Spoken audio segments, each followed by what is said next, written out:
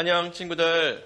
오늘도 하나님의 말씀으로 마음을, 신앙을 훈훈하게 되오길 바랍니다. 기도할게요. 하나님 아버지, 성경을 읽을 때 이해할 수 있도록, 말씀을 묵상할 때 잘 깨달을 수 있도록 도와주시옵소서. 우리 주 예수님의 이름으로 기도드립니다. 아멘.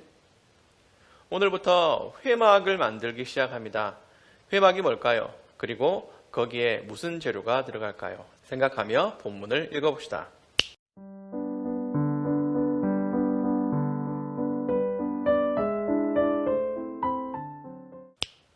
회막은 성막의 다른 이름입니다. 성막은 거룩한 천막이라는 뜻이고 회막은 만남의 천막이라는 뜻이에요.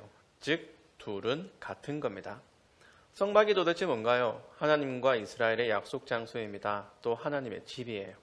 하나님은 세상 어디든 우주 끝에든 계시는 분이지만 우주의 먼지와 같은 인간을 만나기 위해 천막 하나를 지정하셨습니다. 더구나 이스라엘이 접근할 수 있는 천막을 직접 만들라고 하셨어요. 오늘 본문은 그 설계도를 쫙 펼치는 장면으로 보면 되겠습니다. 회막을 만드는 재료가 세세히 나열되고 파츠별 부품도 보이네요. 늘 그렇듯 재료 하나하나를 살펴보는 건 힘드니까 오늘은 재료가 어떻게 준비되는지만 살펴볼게요. 회막을 만들기 위해서는 귀금속, 실 종류, 나무, 올리브유 같은 게 필요한데 강제로 거둔 게 없어요. 21절에 마음이 움직인 사람, 스스로 바치기를 원하는 사람이 예물을 가지고 왔다고 해요. 이스라엘 사람들은 값어치 있는 것들을 자발적으로 냈습니다. 오늘 본문에서는 이게 중요해요. 어제 본문에 바치라는 명령이 있긴 하지만 자기가 내고 싶지 않으면 성의 표시만 할 수도 있거든요. 그런데 이스라엘은 고집이나 욕심이 만만찮은 자들이라서 자발적이기가 쉽지 않을 텐데 순순히 냈단 말이에요. 얼마 전만 해도 우상을 만들어서 여호와 하나님이라 불렀던 사람들이에요. 걸핏하면 불평에 짜증을 내던 사람들이에요. 그럼에도 오늘 본문에서 자발적으로 그 귀한 금목걸이, 반지, 그보다 훨씬 귀한 파란 실, 자주색 실, 빨간 실을 냈단 말이죠. 생각해 봅시다. 이스라엘이 이렇게 자발적으로 순종하게 된 이유는 뭘까요?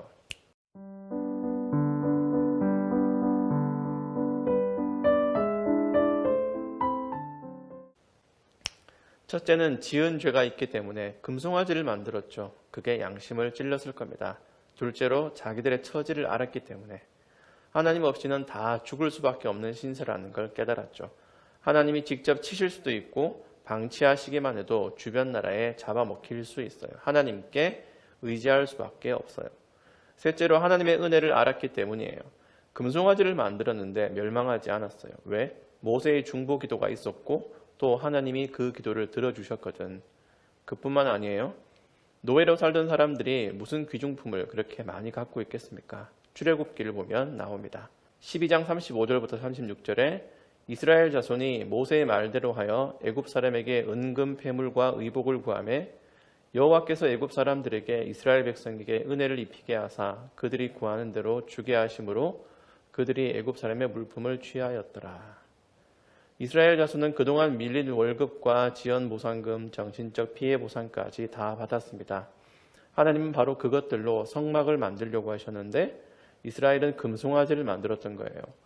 애굽에서 탈출할 때 왜 하필 금은보화를 얻게 하셨는지 이제 답을 알았어요. 그것들도 은혜였습니다. 그래서 목적대로 바치게 된 겁니다. 그뿐만 아니에요. 성막은 하나님을 위해서 있는 게 아니라 자신들을 위해 주신 은혜의 증거라는 것도 알았습니다. 하나님이 죽이셔도 할 말이 없는데 선물까지 주셨거든요.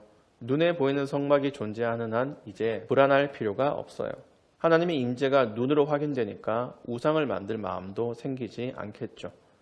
이런 여러 요소들이 얽혀서 고집쟁이 이스라엘이 순종쟁이로 변했습니다. 하나님과 서먹한 관계를 회복하기 위해 뭘 해야 하는지도 알게 되었어요. 그래서 바칩니다. 이스라엘의 자발적인 움직임은 복합적이에요. 모든 걸 바쳤어요. 각각 금, 보석, 기름, 가죽을 바쳤어요. 또 남자나 여자 모두 지도자부터 일반 백성까지 전부 노동력을 제공할 수 있는 사람, 노동력을 제공하고픈 사람까지 하나도 빠지지 않았어요.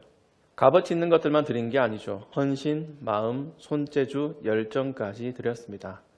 이렇게 이스라엘은 신분과 성별을 초월해서 물질과 기술력을 모두 하나님께 바쳤어요. 어디에? 만남의 천막, 만남의 광장, 회막을 만드는 것에. 이제 간단한 문답을 해보자. 하나님은 왜 이스라엘에게 물질과 노동력을 요구하셨을까? 하나님은 말씀으로 세상을 창조하시는 분이잖아요. 이스라엘의 도움 없이도 하늘에서 완성된 선막을 내려주실 수도 있지 않으실까요? 세상에 존재하지 않는 물질로 만드시면 사람들이 하나님을 더 경외하지 않을까요? 하나님은 그것들이 필요해서 바치라고 하셨을까? 아니면 다른 의도가 있으셨을까?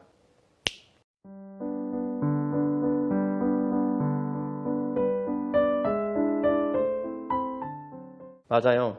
하나님은 인간이 드리는 어떤 돈이나 열정이 필요하지 않으세요. 그럼에도 요구하시는 건 그런 방식을 원하시기 때문이에요. 오늘 본문에서 제일 중요한 게 뭐라고 했죠? 값어치 있는 것들을 자발적으로 내는 거예요. 값어치 있다는 게 중요하지 않고 자발적인 게 중요합니다. 우리에게 적용해보자. 우리가 돈을 헌금으로 드리잖아. 교회가 그 돈을 유용하게 사용해요. 그러나 하나님께는 그 돈이 필요할까? 아니요. 그럼에도 우리는 헌금을 드려야 합니다. 내 몸이 하나님께 가치가 있는 걸까? 아니요. 그럼에도 우리 몸을 하나님이 기뻐하는 방식으로 살아야 합니다. 내 삶도 마찬가지예요. 하나님은 나의 헌신과 찬양이 부족해서 드리라고 요구하시지 않지만 우리는 기꺼이 그렇게 살아야 합니다. 하나님께서 원하시는 건 자발적인 순종이에요. 스마트폰처럼 입력된 명령을 실행하는 도구가 아니라 스스로 생각하고 결정해서 마음이 움직이는 사람, 스스로 자신을 바치기 원하는 사람을 찾으세요. 잘 생각하세요. 우리는 성막을 만들 필요가 없어요. 금이나 보석을 바칠 수 없어요. 구약의 이스라엘과 우리가 100% 똑같이 움직이자는 게 아니에요. 우리가 오늘 본문에서 잡아칠 교훈은 자발적인 태도입니다. 그걸 생각하며 적용해보자.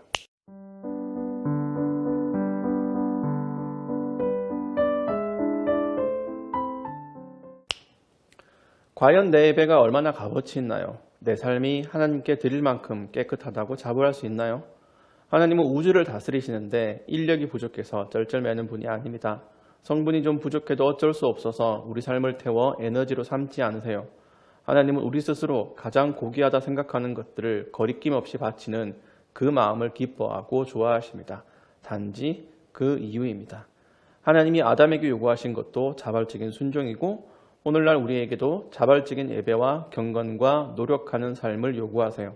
그걸 알고 사는 사람은 실제로도 더 고귀한 것들을 이루고 또 이전보다 더 귀하게 다듬은 삶을 하나님께 드리려고 합니다. 심지어 목숨까지 기꺼이 하나님께 언젠가는 드릴 수 있겠죠.